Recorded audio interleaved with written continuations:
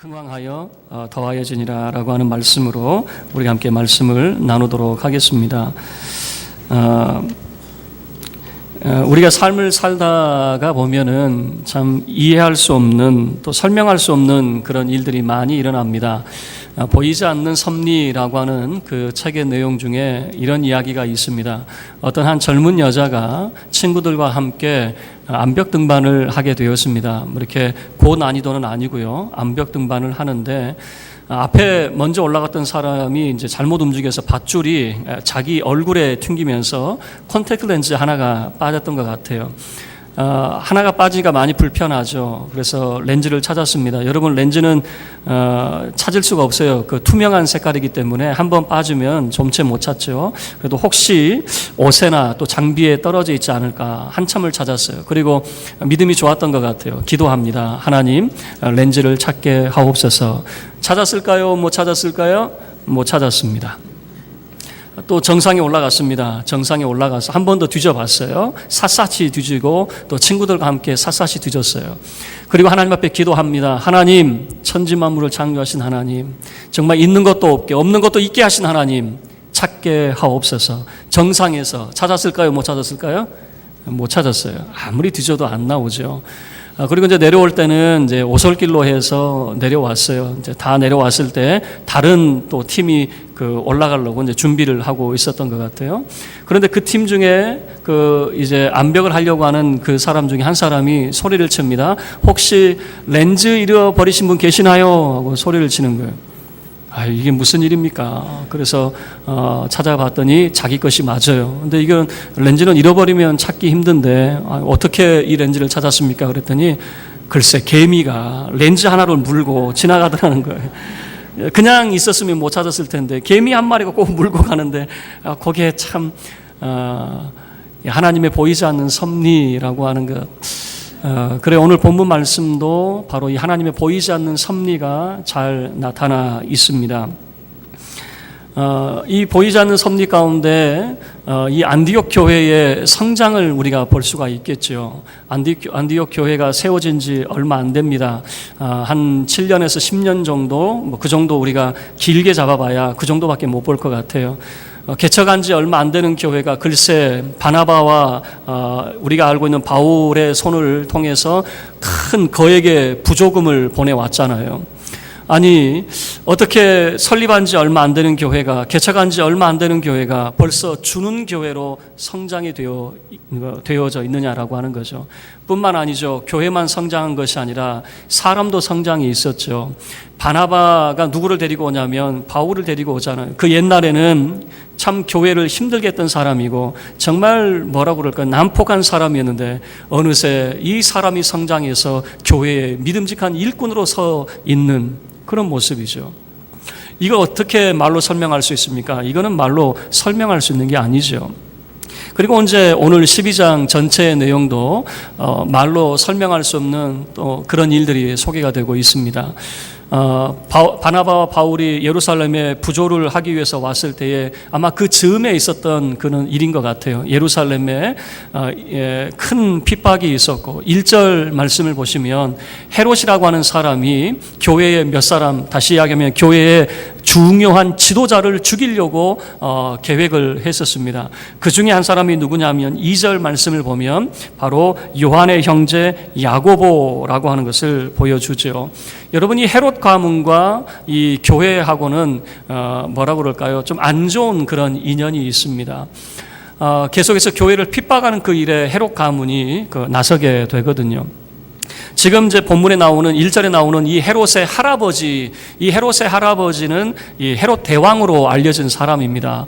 이 사람은 예수님이 태어날 때에 이 예루살렘의 동방의 박사들이 오지요. 유대인의 왕으로 태어나시니까 누구냐라고 했을 때에 나중에 이 헤롯 대왕이 어떻게 됩니까? 이 베들레헴 지역의 2살박이 아래 산에 있는 전부 다 죽여버리죠. 바로 예수를 죽이려고 했던 것이죠.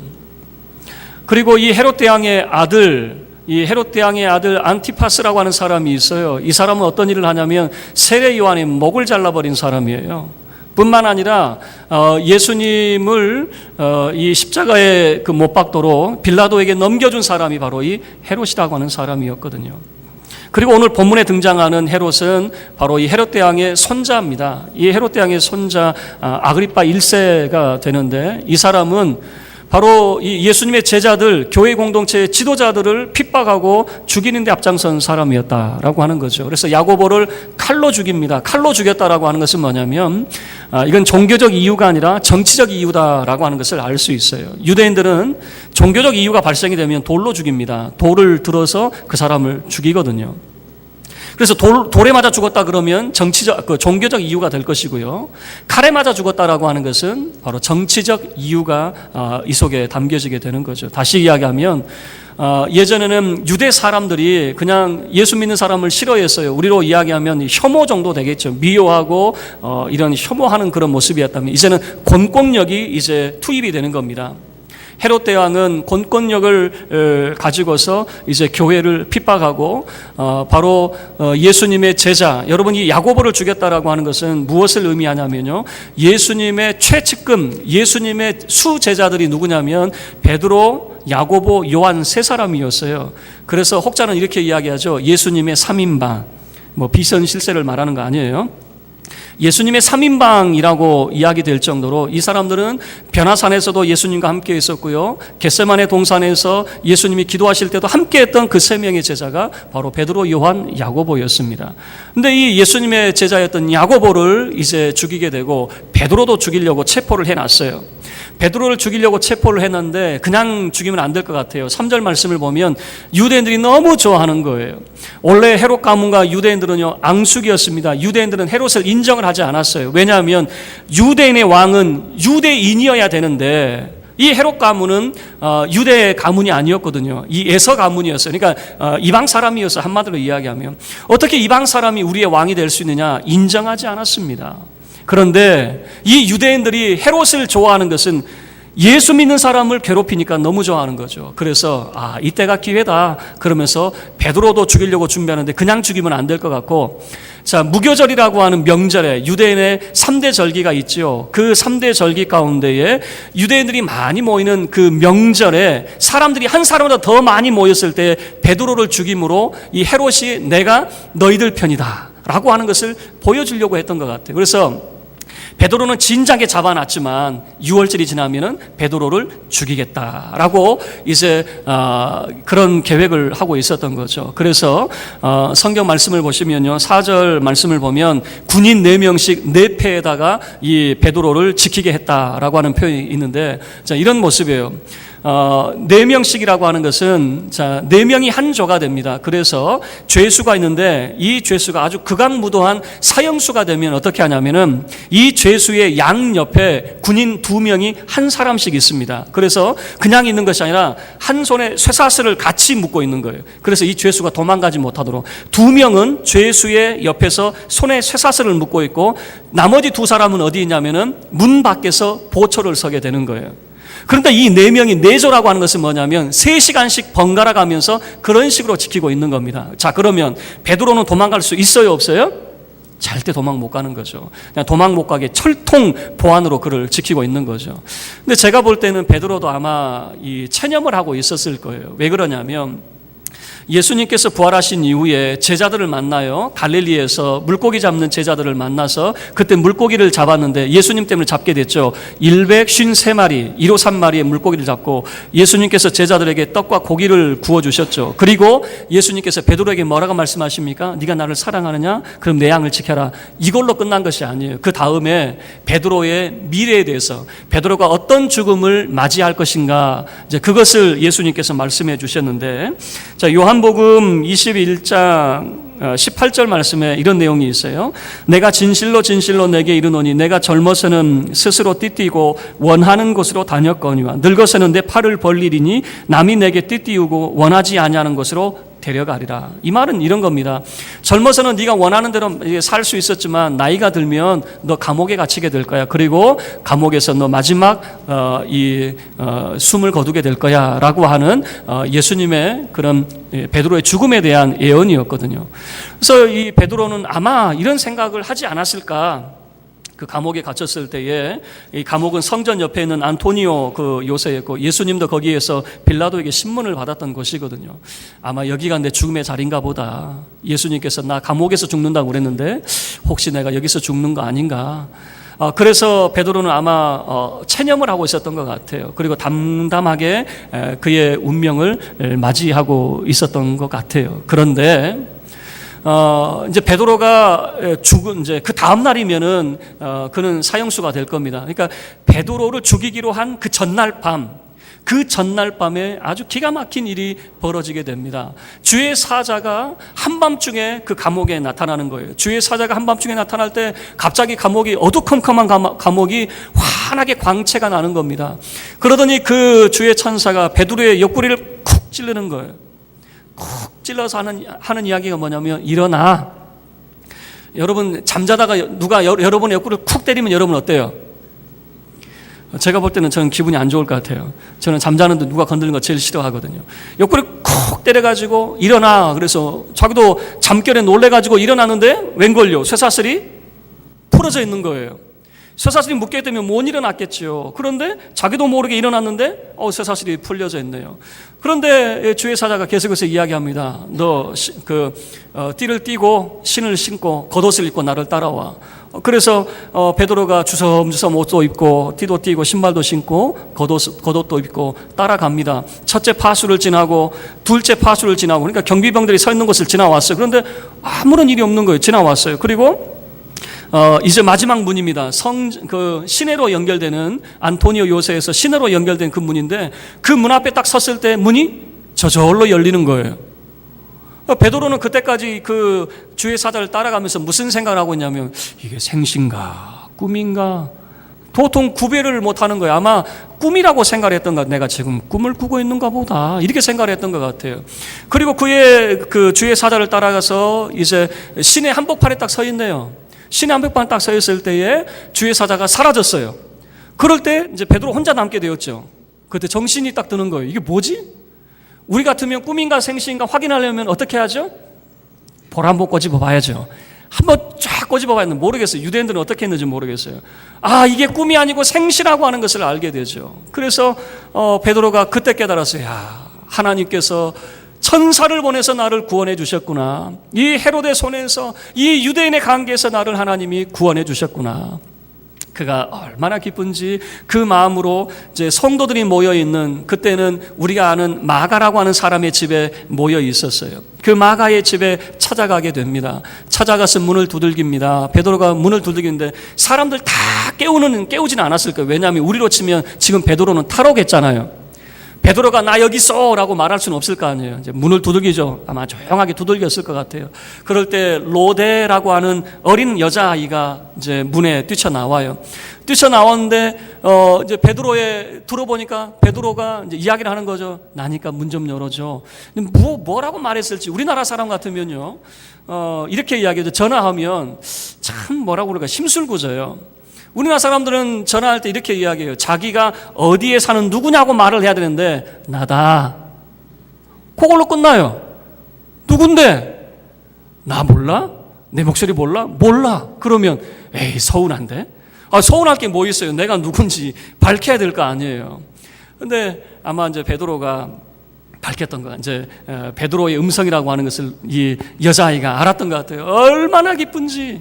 교회가 베드로를 위해서 기도하고 있었는데 베드로가 지금 문 앞에 있잖아요. 너무 기쁜 나머지 문 열 생각도 못하고 안으로 들어가 버렸어요. 안으로 들어가가지고 지금 모여있는 사람들에게 이야기합니다. 베드로가 지금 문 앞에 와 있습니다. 그랬더니 사람들이 하는 이야기. 지금 여러분 5절 말씀을 보면 사람들이 베드로를 위해서 기도했어요. 12절 말씀도 보면요. 베드로를 위해서 기도하고 있었다고 이야기하고 있거든요. 베드로를 위해서 기도하던 그 사람들이 여자아이가 하는 이야기를 듣고 한다는 말이 너 미쳤냐? 반응이 그래요. 너 미쳤냐? 너 뭔 소리 하는 거야? 그러니까 이 여자아이가 억울하잖아요. 참말이 나니까요. 지금 문 밖에 베드로 와 있다니까요. 하니까 뭐라고 이야기하냐면 너 베드로의 천사를 봤나 봐. 이 말은 뭐냐면 너 헛것을 보고 있는 거야. 베드로가 와 있는 게 아니라 너 지금 헛것 보고 헛것 들은 거야. 그런데 계속해서 문 두드리는 소리가 들리죠. 밖에서는 문 두드리는 소리가 들리니까 사람들이 나와 봤어요. 아마 조심스러웠을 거예요. 혹시라도 베드로를 잡아간 그 사람들이 우리도 잡아가지 않을까, 그런 두려운 마음에 나갔을 거예요. 그런데 웬걸 누구였어요? 베드로였던 것이죠. 베드로가 문 앞에 딱 서 있었던 거죠. 얼마나 기쁜지 소리를 지르려고 할 때 베드로가 조용히 하세요. 뭐 사람들 다 깨면 안 되는 것 아니겠습니까? 조용히 하세요.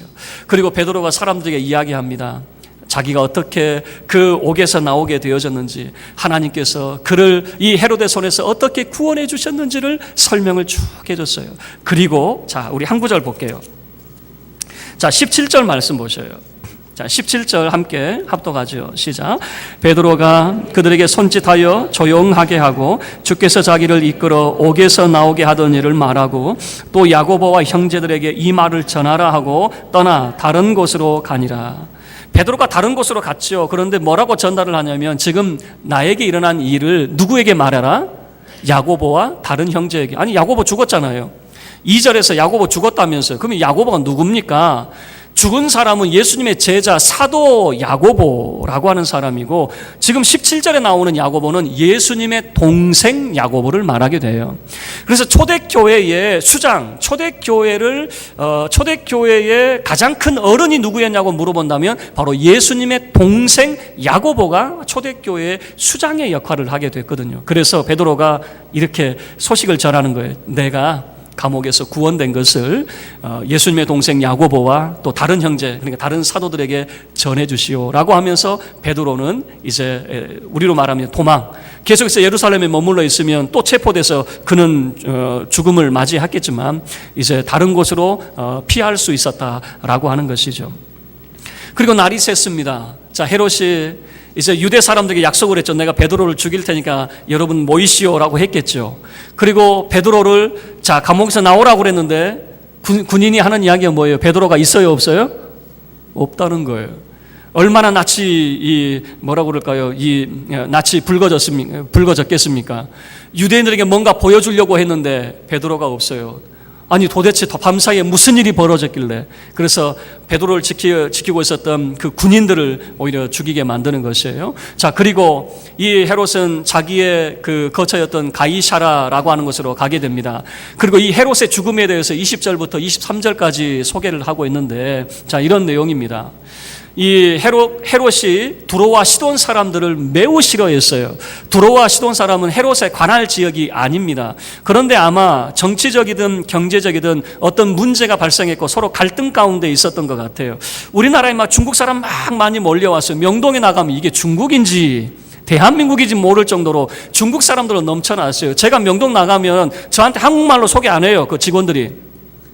제가 보면 뭐 그렇게 생겼나 봐요. 저만 보면, 제가 한두 번 나간 것도 아닌데 나갈 때마다 중국어로 저를 소개를 하더라고요. 그래서 내가 중국 사람쯤 생겼나 그런 생각도 하게 되는데, 그런데 요즘에 어떻습니까? 정치적 문제, 이 사드 문제가 딱 발생이 되니까 뭐 절반으로 탁 줄어들었다고 이야기를 하잖아요. 자, 이런 정치적이고 경제적인 어떤 문제가 발생이 돼서 이 헤롯이 두로와 시돈 사람들에게 무슨 제재를 취하게 되냐면은 두로와 시돈 지역은요, 기본적으로 농업이 잘 안 돼요. 그래서 이 양식이 부족해서 이 이스라엘에서 양식을 이제 그 수입을 해서 이제 그들이 먹고 그랬었는데, 이 헤롯 왕이 미우니까 양식을 안 팔아버리는 거예요. 그러니까 어떻게 됩니까? 두로와 시돈 사람들이 아쉬우니까 이 헤롯의 침소를 맡은 블라스도라고 하는 사람에게 제안을 합니다. 우리 왕 좀 한번 만나게 해주십시오. 그리고 우리 화해 좀 하게 해주십시오. 그래서 이제 서로 화해의 자리를 만들어 놨는데 언제 만났냐? 자, 21절 말씀을 보셔요. 21절 말씀을 보면 헤롯이 나를 택하여라고 하는 것인데, 이 나를 언제로 택하게 되냐면은 이 황제의 생일날, 황제의 생일이면 모든 사람들이 모이는 그런 날이잖아요. 그래서 이 원형 경기장, 보통 원형 경기장 하면 여러분 한 5,000명 정도가 5,000명 정도 수용할 수 있는 큰 규모의 그런 원형 경기장이거든요. 놀라지 않네요. 5,000명이라니까요. 고대 사회에 5,000명을 수용한다니까요. 알겠습니다.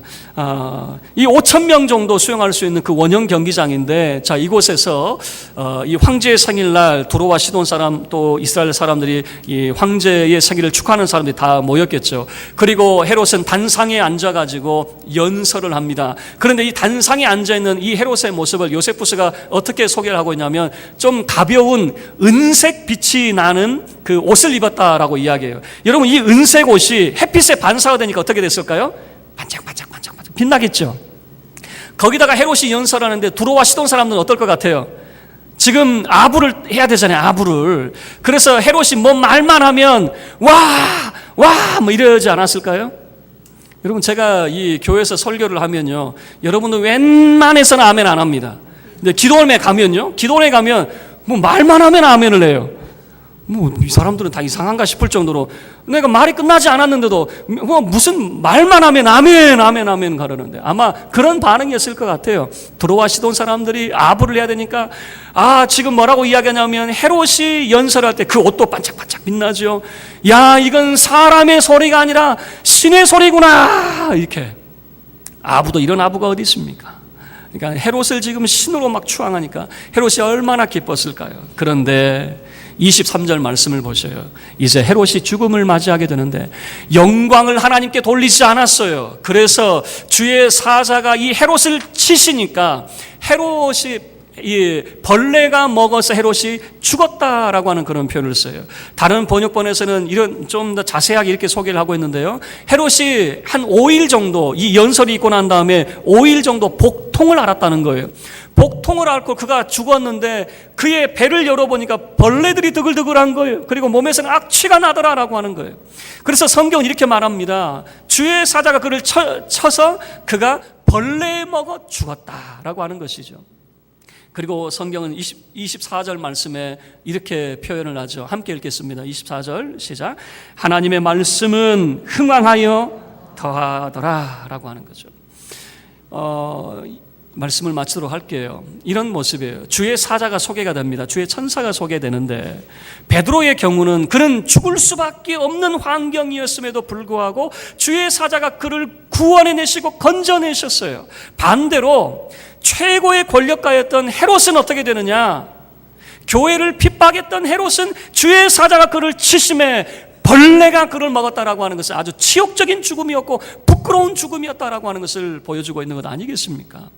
주의 사자라고 하는 표현을 쓰고 있어요. 주의 사자. 그것을 통해서 하나님의 보이지 않는 손길이 어떻게 역사를 이끌어가고 계시는가라고 하는 것을 보여주고 있는 것이죠.